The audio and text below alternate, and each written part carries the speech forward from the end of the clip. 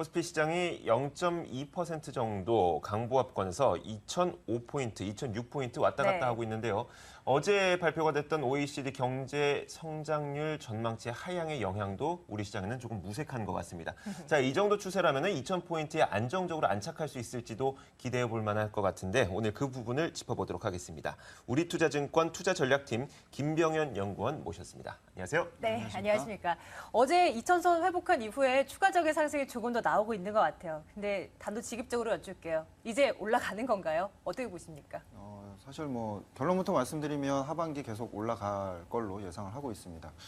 저희가 이제 연간 전망 자체를 좀 이제 나이키형이다. 그러니까 상반기 한 1, 4분기 정도 안 좋고 2, 4분기 바닥을 다지고 그다음에 이제 하반기는 계속 좋은 이런 모습으로 이제 예상을 했는데 저희가 그렇게 예상한 이후에 어떤 대북 리스크라든지 이런 게 나오면서 4월에 좀 장이 좀 안 좋았죠. 네. 그리고 1, 4분기 실적에 대한 우려도 좀 있었고요. 근데 2, 4분기 들어서면서 여러 가지 출구 전략에 대한 우려라든지 아니면 어떤 중국 경기 둔화 우려 이런 것들이 존재하고는 있지만 그래도 어느 정도는 지금 이제 바닥권을 이제 탈피하고 2, 4분기 아무래도 수출 성수기에 이제 해당이 되고 이익들도 2, 4분기부터 계속 좋아지는 이런 모습들을 보이기 때문에 하반기에는 약간의 부침은 있겠지만 계속적으로 연간 장을 긍정적으로 보시는 것이 좋을 것 같습니다. 미국 쪽 출구 전략 관련한 코멘트들이나 이런 것들 좀 우려하진 않아도 되는 건가요?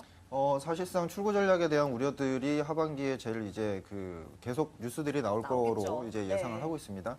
근데 이제 앞서서도 잠깐 이제 말씀을 하셨지만, OECD에서 이제 전 세계 경제 성장률 자체를 낮추는 이런 모습이었고, 어제 뉴욕에서도 이제 연준 총재가 얘기를 했지만, 드라마틱하게 이제 실업률이 좋아질 가능성이 그렇게 크지 않다. 네. 그리고 2, 4분기에 미국 경제 자체가 GDP 지금 예상이 한 1.6 정도까지 내려가 있는 이런 모습이기 때문에 미국 경기가 약간 슬로우하다라고 하면 출구 전략은 상당히 좀 시기상조라는 이런 생각들을 할 수 있는 가능성이 좀 높고 특히나 과거 이제 출구 전략 자체를 너무 빨리 쓰면서 경기 이제 더블 딥이라든지 이런 침체 우려가 나타난 경우가 많았기 때문에 이러한 얘기들은 논의들은 계속 되겠지만 사실상 4, 4분기 전까지 직접적으로 출구 전략을 사용할 가능성은 좀 적다.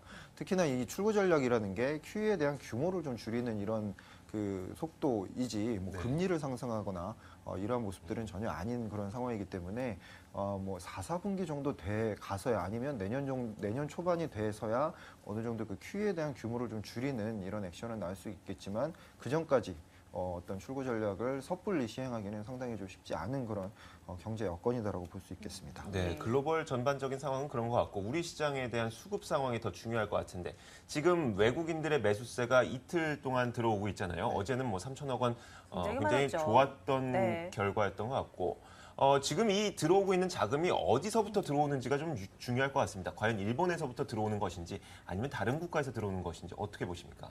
일단은 한국인의 입장에서 보면 좀 오해를 하실 수가 있는 게 일본과 한국이 상당히 이렇게 양대 경쟁 관계고 일본에 들어갔던 돈이 바로 빼서 한국으로 들어온다 이렇게 생각하시는데 그거는 아니고 글로벌 투자자 입장에서 보면 결국에는 이제 선진국과 이머징 이 두 가지의 국가들이 있는데 1, 4분기에는 상당히 이제 선진국 쪽으로 급하게 자금들이 들어가는 모습이었습니다. 물론 작년부터 채권 쪽에 자금들이 상당히 좋았지만 올해부터는 어떤 미국이나 일본 선진국 중심의 경기 성장이 좀 예상이 되면서 선진국 쪽으로 자금이 상당히 빠르게 유입이 됐고요.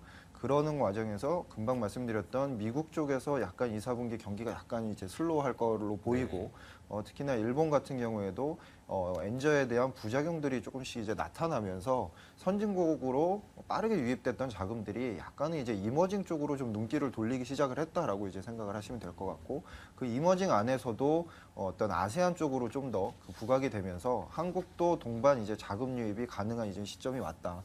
그 전까지에는 한국에 대한 메리트가 상당히 좀 많이 약화된 이런 모습이었는데 그동안 한국 시장 자체를 많이 좀 비워놓은 상태에서 이머징으로 들어오는 자금들이 한국도 동반적으로 이제 유입이 되는 이런 상황이다. 따라서 하반기에는 좀 외국인들이 한국 주식을 매수할 여력이 상당히 좀 높아져 있다라고 보시면 될 것 같습니다. 우호적인 환경이 조성되면서 외국인 자금이 꾸준히 유입될 수 있다. 더할 나위 없이 좋죠. 여기에 플러스 기관 투자자들의 자금까지 받쳐준다면 더욱 좋아질 텐데 이 연기금 투자자들이 계속해서 이제 주식 지수 밀릴 때마다 사고 이러면서 계속 이어져 왔는데 앞으로 기관 쪽의 움직임을 어떻게 예측을 해볼 수 있을까요? 또 이제 펀드 환매 물량도 이제 네. 이 임박한 상황이 또 나올 수도 있을 것 같고요. 어떤 예상 가능합니까? 일단은 뭐 연기금이 급하게 뭐 그 한국 주식을 팔 이유는 전혀 없을 것 같습니다. 특히나 네. 이제 뭐 연기금 쪽에서는 자금이 좀 많이 들어오고 있는 이런 상황이기 때문에 꾸준히 네. 자금을 주식을 매수해야 되는 이런 타이밍이고 중요한 것은 이제 2,000선을 돌파하고 그 다음에